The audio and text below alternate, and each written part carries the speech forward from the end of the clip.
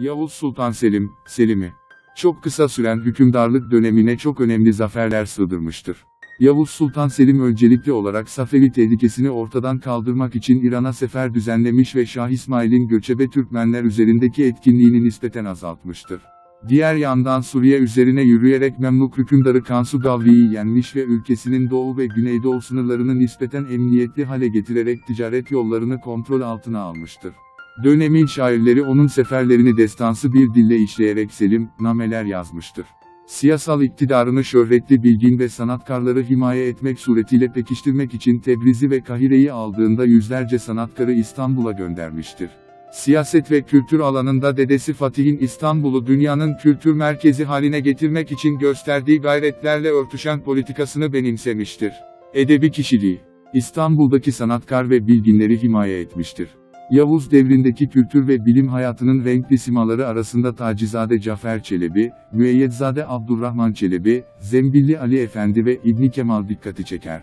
Yavuz döneminde Anadolu sahasında yetişen şairlerin sayısında artış olduğu gibi, Osmanlı saray çevresine özellikle Safevi, Timurlu muhitlerinden katılımlar da olmuştur.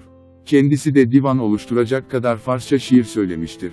Yavuz, Farsça şiirler yazdığı halde siyasal mücadeleye giriştiği Hatay'ı Mahlaslı Şah İsmail ve diğer siyasi rakibi Memluk Sultanı Kansu Gavri'nin Türkçe şiirler söylemiş olması ilginçtir.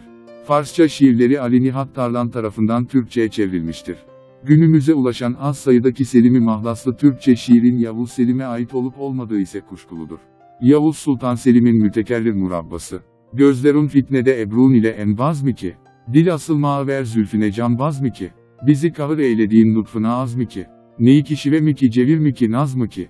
Dili sayd itmede alem bilir üstadlığın. Key sakin aleme yayılmaya bidadlığın. Bilmezem sırrı nedur bilmiş iken yadlığın. Neyi ki şive mi ki cevir mi ki naz mı ki? Dil nedur neslemi var ist oduna yakmadın. İst zenciline gerden mi kodun takmadın. Beni gördük de yüzün döndürü ben bakmadın. Neyi ki şive mi ki cevir mi ki naz mı ki? Bu Selim'i kuluna cevri revan eyledi gün. Bunca sıdkın rehli ışkında yalan eyledi gün. Yüzünü gösteri ben yine nihan eyledi gün. Neyi ki şive mi ki cevir mi ki naz mı ki? Video umarım faydalı olmuştur. Abone olup destekleyebilir ve bizi bu tarz videoların devamı için teşvik etmiş olursunuz.